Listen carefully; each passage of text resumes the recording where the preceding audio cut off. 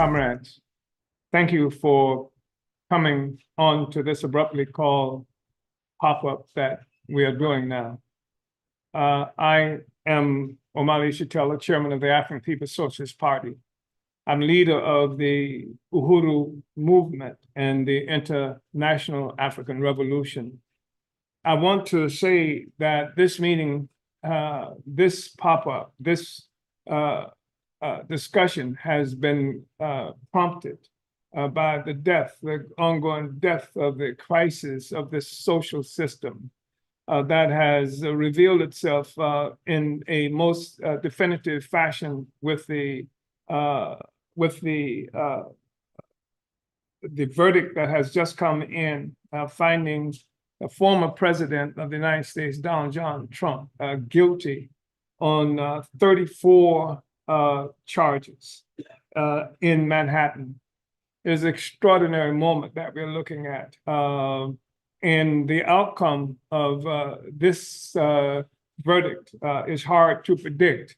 We've known for a while the depth of the crisis. We've talked about this for a long time. In fact, the first election, 2016, of Donald Trump was evidence of this crisis. But even the election of Barack Hussein Obama that preceded that was evidence of the crisis. The need for the colonial powers to represent themselves with Biden, with Obama, and to disguise their presence as the colonizers by selecting one of the colonized to represent this state that's oppressing and killing people all around the world. In this instance, we have Donald John Trump, and it's a statement about the crisis in this country. Even as I said, the election of Trump was representative of a crisis, because what Trump did, as we know, is that he ran for office in a fashion that criticized the entire system. Trump ran for office declaring opposition not just to the Democratic Party, but opposition to the wars that the United States government was engaged in various places around the world, calling out this whole issue of nation building or something to that effect, that this government has historically been involved in overthrowing overturning governments that it doesn't like, and then characterizing what it's doing as some kind of nation building process in other countries. And Trump came out opposed to that. Trump came out opposed to the North Atlantic Treaty Organization. That's the entity that is being utilized in a poorly concealed, to provide a poorly concealed war that's been made, even as we have this discussion right now, by the United States against Russia, using Ukraine also as a part of the vehicle to do that. Trump had initially come out being opposed to NATO, saying that the Europeans should be able to pay for their own defense, as they characterized it. Trump was somebody who opposed the status quo and the Atlanticist project that had been the governing body internationally, more or less, although loosely designed, but under the leadership of the United States, that was responsible for establishing the basic policies and directions for the colonizers throughout the world. And he came out against that. So he was treated initially by the bourgeoisie, by the colonizers, as a joke. And in fact, they gave him all kinds of free publicity because they didn't take him seriously. But what he had done was tap into deep sentiments of people in this country who are disgusted by the way things are going, and especially white people, 57% of whom would vote for Trump in 2016 and the following election. He did what most of the white leftists, so-called communists and others didn't dare to do. He criticized the entire setup, and the people wanted somebody who would expose the system, who would call it out, etc. And even though Trump did it in a fashion that was to satisfy the white nationalist sentiments of the white population in this country, it was something that definitely and without question called out the legitimacy of the system. He even criticized Hillary Clinton, the one who used NATO in part to attack Libya and to murder Gaddafi, who was presiding over the most successful entity in Africa, so-called country in Africa, of providing free education, free housing, and talking about uniting Africa as should be. It was Hillary Clinton who presided over that, and she was the heir apparent that the Democratic Party was running. She was supposed to win that election, and Trump showed up and he won that election, and he did it in the process of criticizing Clinton, characterizing her as somebody who's paid and bought for. And he was saying that about other politicians. And he said, I know that's the case because I paid for and bought them myself. So this was something that was criticizing the system. And this was something that was unusual. You didn't hear any of the politicians who were running for office. In fact, most of the presidential candidates had lobbyists as their as their campaign officers and leaders, et cetera, because they represent particular corporations. And that's true with elections in this country, which are nothing but nonviolent contests between different sectors, contending sectors of the white ruling class, of the colonizers, for control of the state. And by the state, I'm not talking about New Jersey or Missouri. By the state, I'm talking about what you've heard some of the people who call themselves writers and MAGA forces talk about when they say the deep state. The state is that kind of force, that bureaucracy that presides over the things like the prison systems and the courts system and the military and the FBI and the CIA. And whoever controls that entity is in a profound profit-making position from the corporations. And so generally speaking, that's what you're looking at when you look at an election. But this time, and the election is supposed to resolve this question of which of the contending sectors of the ruling class is going to control the state. Who's going to control the courts? Who's going to control the militaries? Who's going to control the FBI, CIA, and be able to send them on murderous missions against all the people around the world? Who's going to be in charge of this process of NATO, which is run by the United States, et cetera? This is the question that the elections are designed to resolve. But when Trump came in, this did not resolve that question because the usual suspects lost. And we're talking about the Clinton, and we're talking about the other character who was running against for this office. And so this was not resolved through the election. And that's why you saw when Trump first came in, he started putting generals and other people in his cabinet to try to get a handle on the military. And that's why you saw many of the people who were came into his administration, people who were his campaign managers, also were attacked in prisons and in some instances charged with crimes. And of course, the crimes revolved around what? Russia. And they said that these were people who were working for Russia, and they actually, the Democratic Party or a sector of the bourgeoisie that's moved from the moment of his election to discredit and make it difficult for Donald Trump to rule, was saying that he was there because of the Russians, that Hillary Clinton didn't lose the election. It's the Russians who won the election. It was Russian contrivance that made this. And part of the reason for that, too, is because the United States is involved in this big contest with Russia. This is part of the crisis.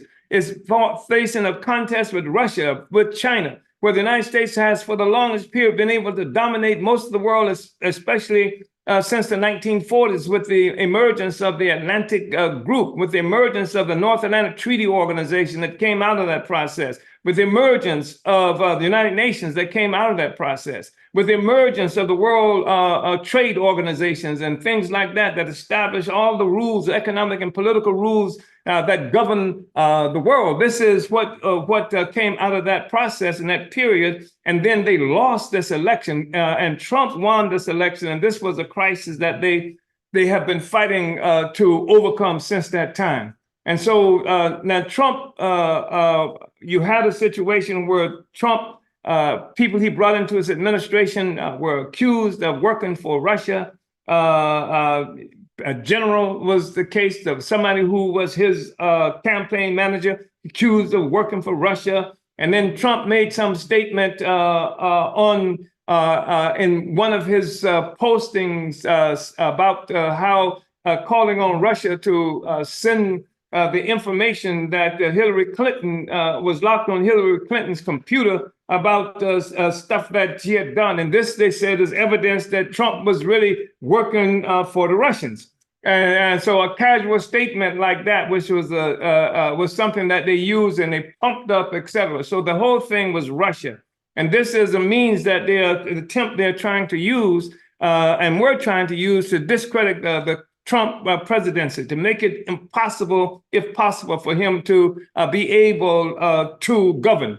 And they did destabilize him, and they did certain kinds of things. And I had never seen anything like this before. Every day of Trump's presidency, he was attacked every day. There was not a day that you didn't see this in the media or hear this in the media, etc. So this is part of what happened. This is a contest between sectors of the ruling class. And that contest was for a nonviolent contest. It was supposed to be for control of the state. But this is not the first time we've seen something like this. And I want to remind everybody of this. Because if you remember, you have a situation now where Biden is responsible for butchering and murdering all kinds of people, heroic people in Palestine, fighting against the same colonialism that we are fighting against as Africans and other oppressed peoples around the world, as the indigenous people here. The Palestinians are heroically going up against all the war machinery that the United States is providing, given to this white nationalist Israeli settler state, this extension of U.S. power in the Middle East, and murdering all kinds of people. And at the same time, as related to that, you see the Biden administration catching hell. Part of the reason for that, you see students and campuses rising up. You see a greater fracturing of the social fabric inside this country. And this is extremely problematic. And even if,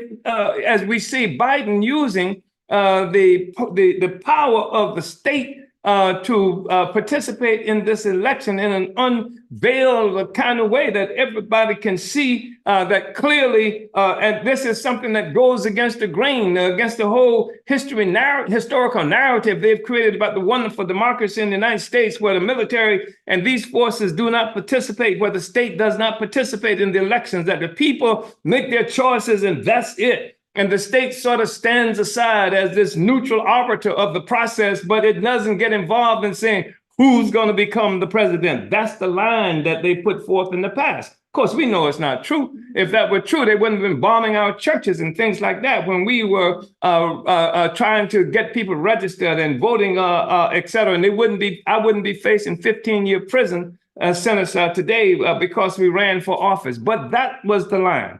And so, but that was in the 60s. We saw Vietnam, the heroic people in Vietnam fighting against what? Colonialism. And that's the thing that the whole system rests upon, the foundation of colonized people, of oppressed people, colonialism. And the colonizer can be right wing, can be left wing, can be fascist, can be liberal, but colonialism is the thing that we are looking at. And that's what we saw in the 1960s, the struggles of the oppressed and colonized people. Those colonized people, they were in Vietnam. We saw this just right following the Cuban Revolution.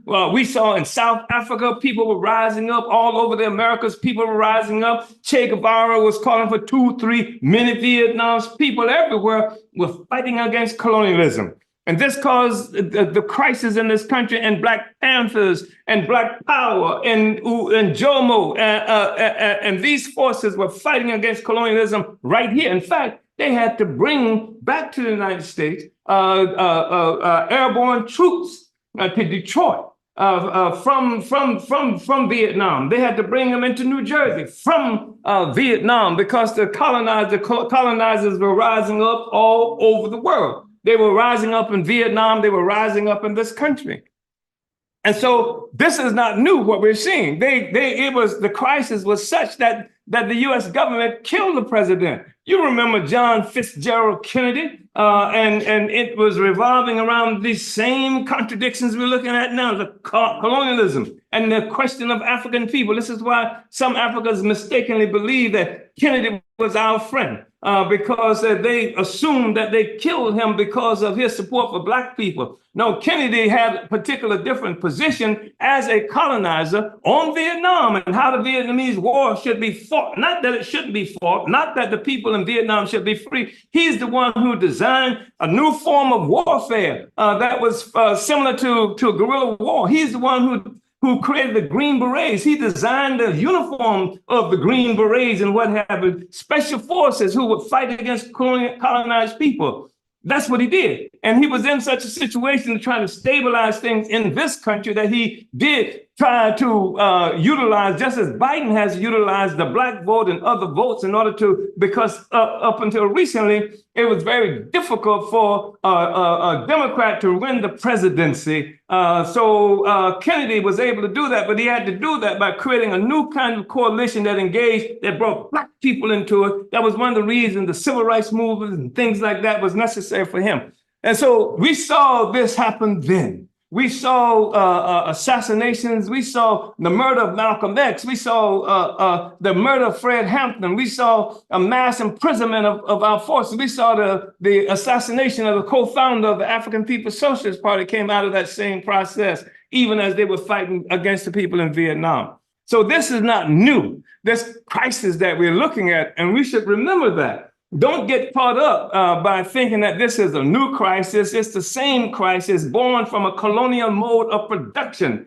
And every time the colonizers move, it shakes the very system itself, because the foundation of the whole capitalist system that people like to talk about is colonialism. And so we're not just talking about a lot of colonialism. We're talking about colonialism as a mode of production. It is the foundation of the whole system. That's the thing that unites us with the Vietnamese. That's the thing that unites us with the Palestinians. That's the thing that unites us with colonized people all around the world. And as quiet as it's kept, that's the thing that creates the basis of the political and social fabrics that you see in the United States itself. So white people are involved in this too. White people are part of the colonial mode of production. And that's why we don't talk this racism talk. You ain't asking white people not to be white or to be against being white. What we're asking is for white people to be on for justice against colonialism, and to be opposed to the murder that they see like that's happening in Palestine. And you see many white people are able to be opposed to that because they're not asking them to be not white. They're asking them to be opposed to colonialism. They're not saying fight against racism. They're saying fight against colonialism. Disrupt the college campuses. Do whatever is necessary. Be on the side of the future. And the future is the side of liberation for colonized peoples around the world. And that's the future that's happening right now. And that's the future that's responsible for this crisis that we see that's reflecting itself in this election process. And they're not calling it an election process. They're calling it a criminal trial. But that's exactly what it is, because everything they see point to Biden losing this election. Biden is not just some single-minded, bumbling person that's out there. Though he's that's not all he is. He is representative of a social force. He is representative of a particular sector of the ruling class. And so if that sector of the ruling class is in a bad situation now with what they see happening, all the people, young African people, are turning against Biden. Young people in general are turning against Biden. Palestinians in this country, Arabs, turning against Biden. College students against Biden. And all the evidence they see shows that this coalition that the Democratic Party had created, not promising Black people anything except we ain't going to be Trump. Not promising African people anything except we're not going to be the Republicans. Vote for us because you're afraid of the other person, not because Biden has never supported reparations. Biden has never supported civil rights. He was opposed to the civil rights bill when it was put forth. He was opposed to even busing that many of the people who are looking at me now were for, because he said he didn't want his children to go to school in the jungle. This is Biden who we're talking, not Trump. This is Biden who we're talking about. They're left-wing colonizers and they're right-wing colonizers, and they're insipid colonizers who neither left or right. They're just there. And I'm not saying that's Biden, but it could be.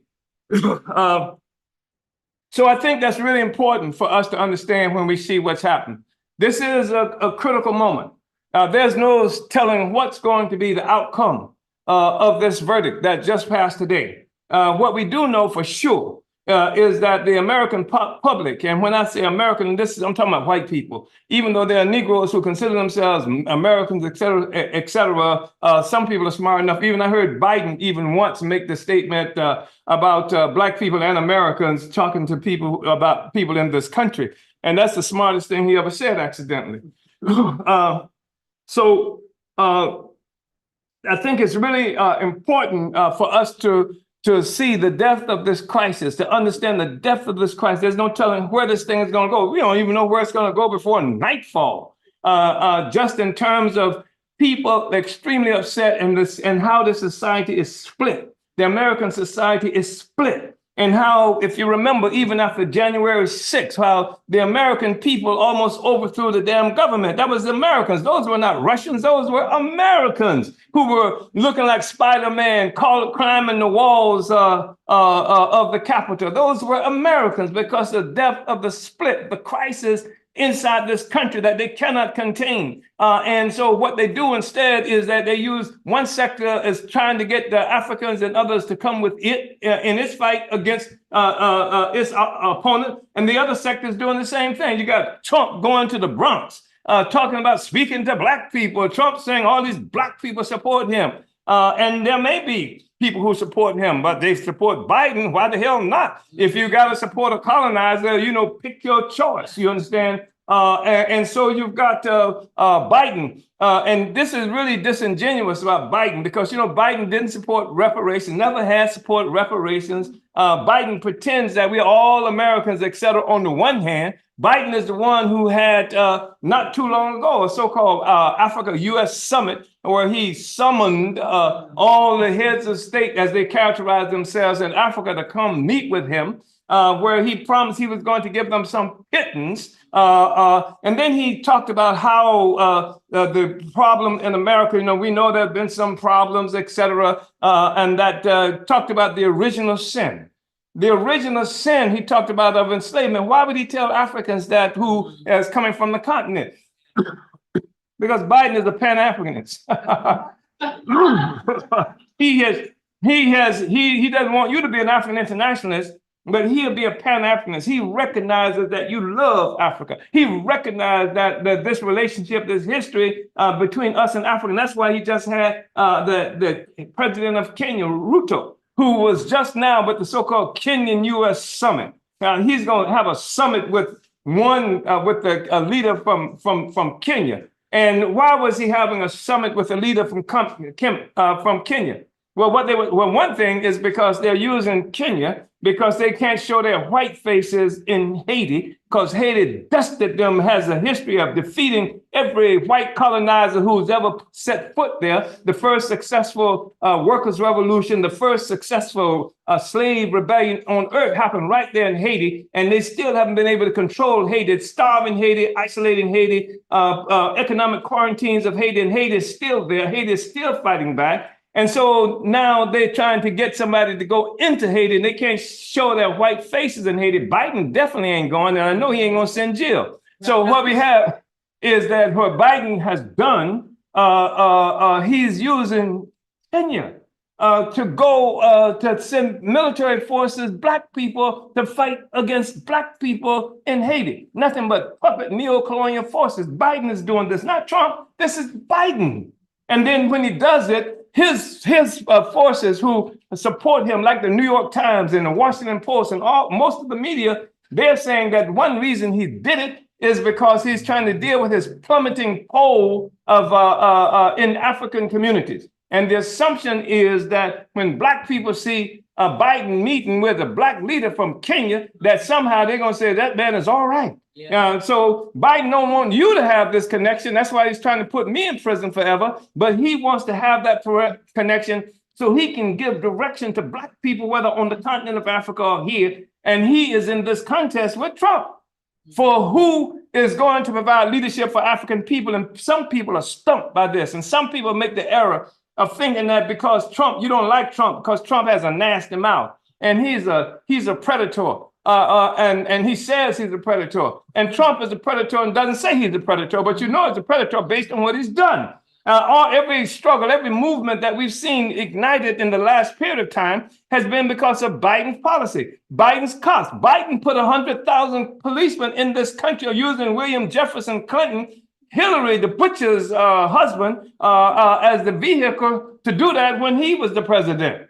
And so when you look at people like Biden is crying crocodile tears about George Floyd and et cetera, but Biden is the one who wrote the legislation that put those cops in the street that killed George Floyd. Now, you might have Trump saying something nasty about George Floyd, but it's Biden's policy that did it. So we ain't talking about being for Trump or for Biden. What we're saying, being for self, do for self. We're saying that there is this assumption that we don't have any choices, any alternative. We have to be for Biden or have to be for Trump. And if you're not for Biden, then Trump is going to take over. If Trump takes over, it's going to be war is up. The fact of the matter is you in trouble no matter who takes over if you ain't in charge of your own life. And that's the struggle that we're involved in. That's the struggle against colonialism that we're talking about. That's the struggle against colonialism that's created this crisis that they're trying to resolve with killing Palestinians, butchering Palestinians, and what they're doing now with this war among themselves. So I think it's really important for us to understand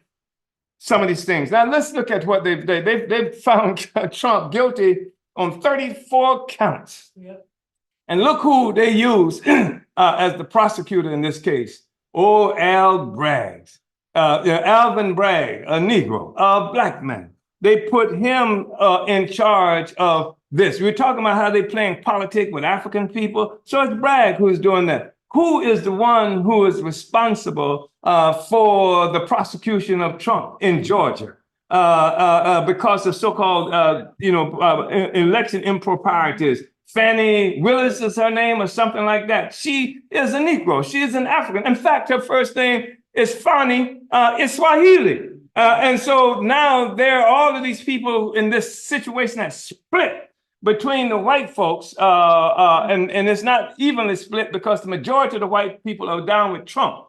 Biden has a fighting chance, if any at all, because of he's sucked African people into this place of this coalition with him to shore up his ranks and to cover his butt. And so this is the kind of situation we're looking at. And so now you have all these people split. People are outside the courtroom in Manhattan talking about it, going in and tear it up. They're going to do all these kinds of things, they say. But part of what they are having to fight against is an Alvin Bragg, a Black person. They have this Fannie Willis, a Black person. And so they throw us in the mix too. So like they did with Obama, that somehow they use us as pawns in the struggle, like they did with the African People's Socialist Party and the Uhuru movement, that they attacked us. And so we are pawns in this struggle. They attacked us because they said, we know what you did, what you're doing, how you're making this war against Russia using Ukraine as a vehicle for doing that. But we say more than that. We say we know how long you've been fighting against Russia.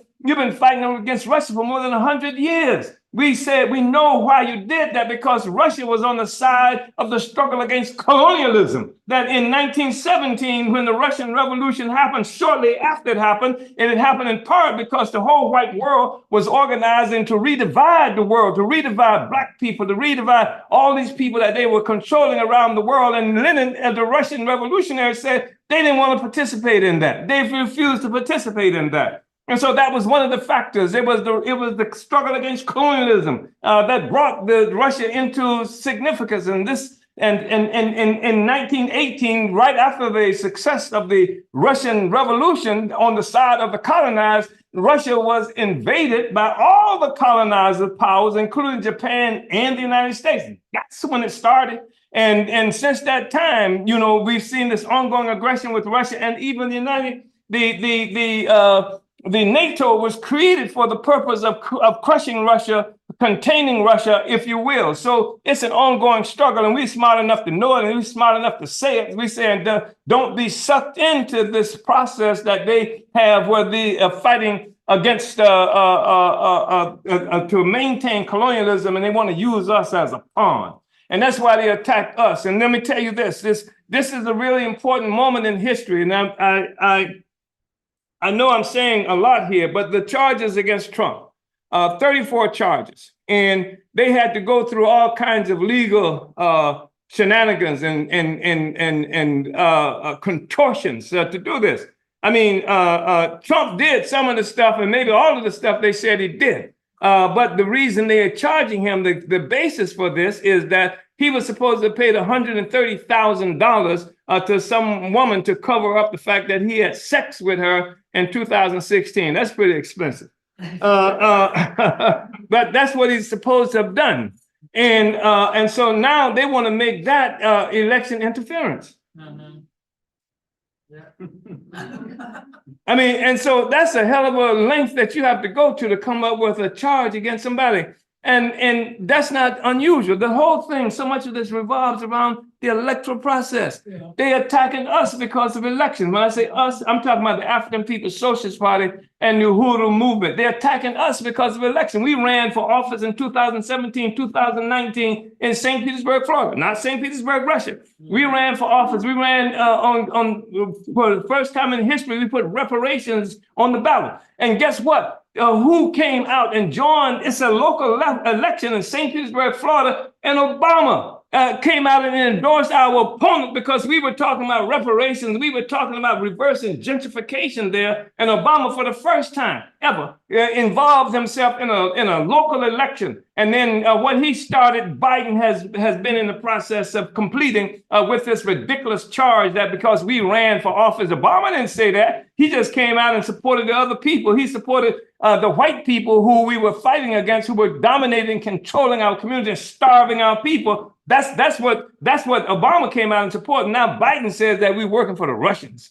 when we ran those campaigns, which is ridiculous. This is part of what we're looking at. The whole electoral process, everything is just haywire. It's nothing is possible handled in the same old way as they have done in the past. This is the depth of the crisis that we're looking at. They can't do it in the same old way. They can't clean on the world stage like they used to, talking about the great democracy in the United States and how this ease of transfer of power from one head of state to the other, how they ridicule and talk bad and even use as the basis for invading countries. They're trying to right now, they're threatening Niger in Africa. Right now, they're threatening African states in the Sahel. Because of this, they overthrew the neo-colonial puppets that were put in power by France and kept in power by the United States. And so that's how they deal. That right now they're attacking Hamas in occupied Palestine that they call Israel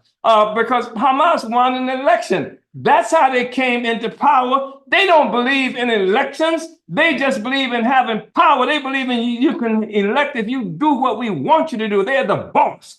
And the electoral process has to be something that maintains their being the boss. Yeah. And so this is what we're looking at. So we're also looking at this contest that's happened between different sectors of the ruling class about who's going to be the boss. Yeah. And in order for that to be successful, they have to borrow from us if they can. Take some black people over here. I go to the Bronx over here. I'll invite this guy from Kenya over here. And the question is, how can they use us for one of them to be the boss? And making sure that we never become our own bosses, making sure that we never have, our own capacity. That's part of what it is that we're looking at. So 34 charges he's convicted of, and it's going to be reversed. It's going to be. There's highly unlikely that this will stand, and because the system itself can't tolerate it standing. If in fact they go that far, because there's no telling what's going to happen before the night's over or tomorrow, because this thing is wild, it's wide open. And there were already suspicions or concerns about whether or not an election in 2004 was going to be possible. There's already a recognition that they had to have more troops in Washington, D.C., guarding the Capitol after January 6th than they had in fighting in Afghanistan. That's a testimony of the depth of the crisis that they are confronted with right now. So it's not just some little thing about Trump having sex, if he's possible, capable, or it's not just some little thing like that, who he had sex with. The thing is much bigger than that. And we're in the mix with that. And we have to understand some people will make this mistake of saying, well, it's against Trump. And we're so happy that Trump is going to jail. Let's support and salute that. But don't you understand what they will do? They will use us to attack free speech. They will use themselves. They would take somebody who they know is unpopular. If they want to make an assault on what they call democratic rights, they want to make an assault on free speech, they'll take somebody who they know saying something that you don't like. And then they will use it to put them in jail for free speech, etc. But the point is that the question of free speech is something that did not emerge in this country until something like what? 1791. That's when the Bill of Rights was created. 1791, African people owned plantations.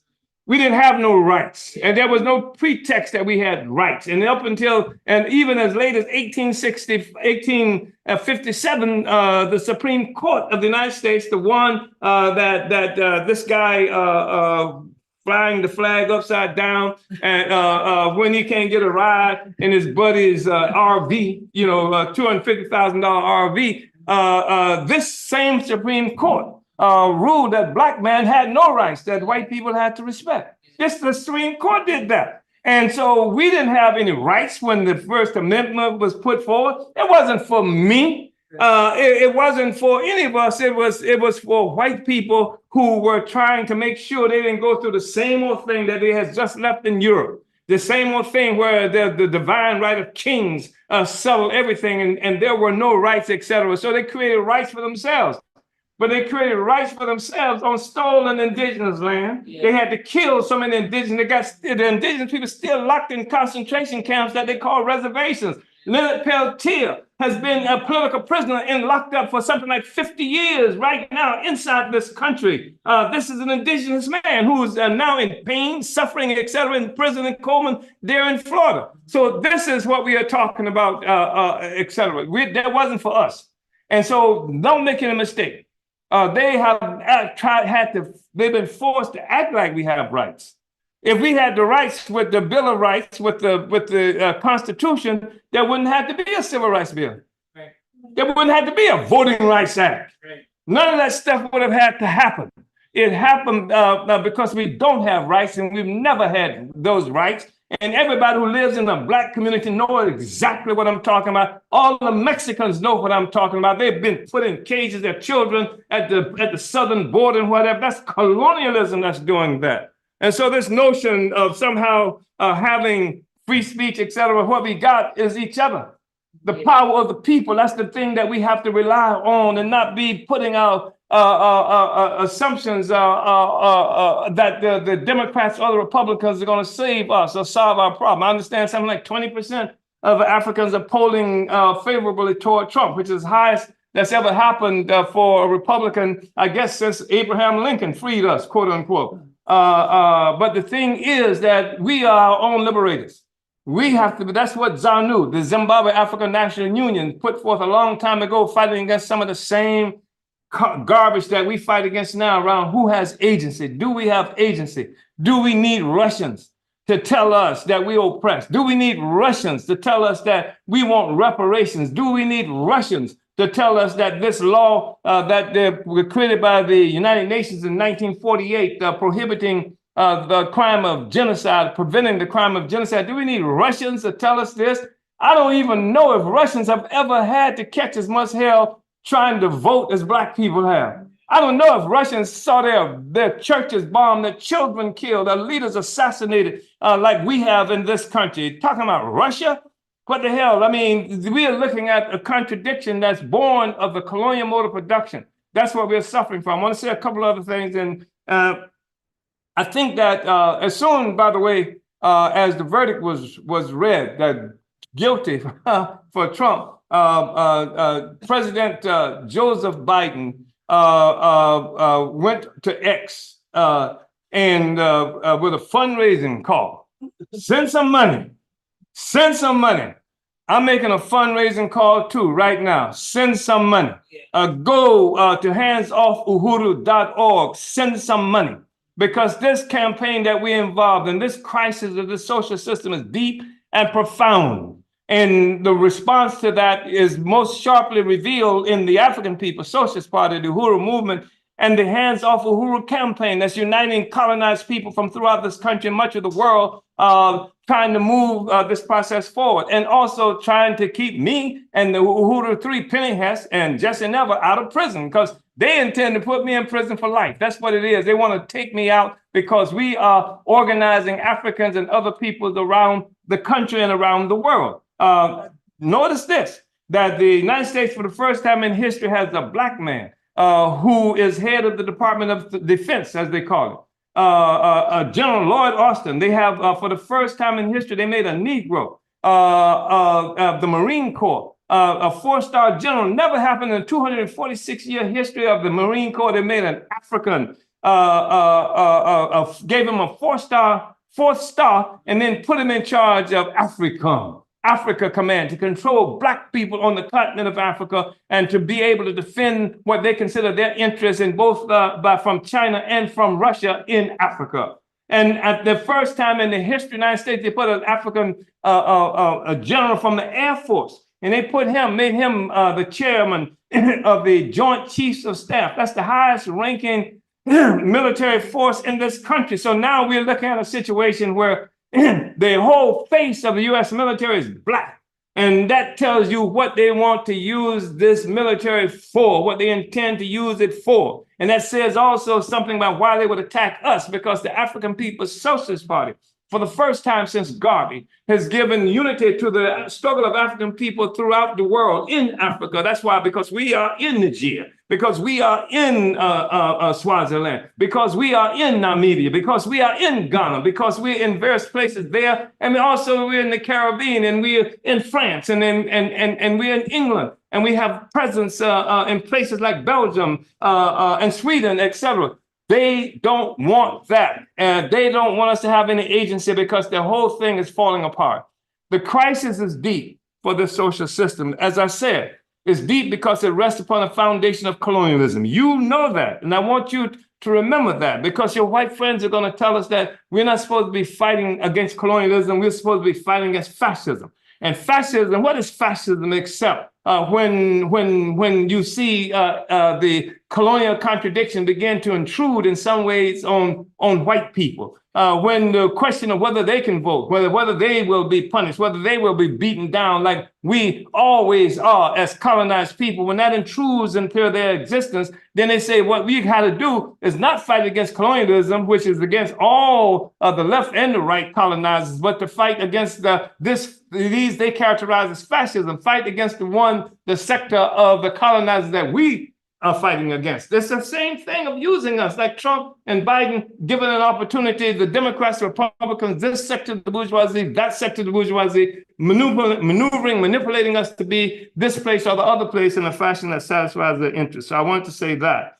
And then finally, I want to say that it's really, really, really important for us to understand that this is a crisis. And that as African people, as oppressed and colonized people, we should not see our struggle as something that's happening in some kind of silo, that's not connected with the struggles of other colonized people, that's connected with the overall content of the social system that we're looking at that affects everybody.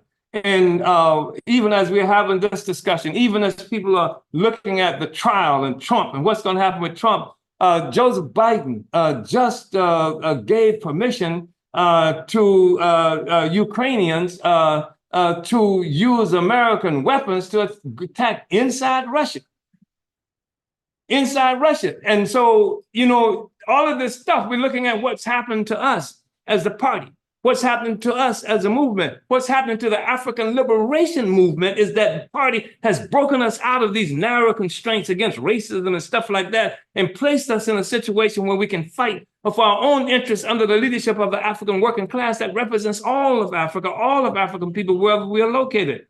And so there is this situation where we came out in opposition. And just a few days after we came out in opposition to the U.S. policy in Ukraine, they bombed my house with what they call flash bang grenades. They came to houses and offices of other institutions of our movement. And of course, the thing is, I say our movement, but that's the African liberation movement, because we have resuscitated the African liberation movement that they thought they had killed with the assassination of Malcolm and King and the Black Panther Party and all those forces, but we live. And we say Black is back because we created the Black is back movement that united all these African forces together as well. So I wanted to say those things. I want us to be alert and be aware that there's so much at stake now, much bigger than what is being put forward to us. And that the sending Donald Trump to jail if they can, that's going to be a tricky proposition, because I've read that if he goes to jail, he's going to have to take his security with him in there. And that's going to be something to behold. But I don't know how long. I think we're looking at a crisis. We don't know the extent and the depth of this crisis that we're looking at. We cannot say for sure. Only thing we can say for sure is our responsibility to organize, to fight for self-determination, to fight for self-reliance, to reject these attempts they are making to try to destroy our economic projects and programs that negates the power and influence of colonialism in our lives, to unite with the colonized peoples of the world, to unite with the Palestinian people who are struggling against this horrible murder that's being committed against them in broad daylight, to unite with the indigenous people here, to unite with our comrades, the Mexicans, and all the other people who are fighting against colonialism, and to open the door to all the colonizers, all the settlers who want to come in on the side of the colonized to fight against this colonialism. And that's what we've succeeded in doing to some extent, which is one of the reasons when they attacked us, they had to attack sector of the white community too, because we had organized white people. That's one of the things that's different today than what was the case in the 1960s when they had the crisis, because they could rely on a whole chunk of the white population to either be in absolute or partial solidarity with them. But now the African Revolution has penetrated that and has united behind the forces behind enemy lines. We can win. We are win. Go to handsoffuhuru.org. Send your money. We have a lot of work to do. We've had to spend up to $300,000 just about now, just in legal charges alone. They want to take all of our resources so that we can't have our programs. They burned the church down where we had under contract, where we establishing programs. They had the banks to sanction us, et cetera, where we've been doing business sometimes for more than 20 years, making every payment on time and sometimes earlier than on time. So we need those resources much more than Biden does. And so we are saying that send the money, handsoffuhuru.org. Build the African People's Socialist Party. If you can't build it, support it. If you can't support it publicly, support it secretly. Support the Uhuru movement. Hands off Uhuru, hands off Africa, and defend the Uhuru 3. Uhuru.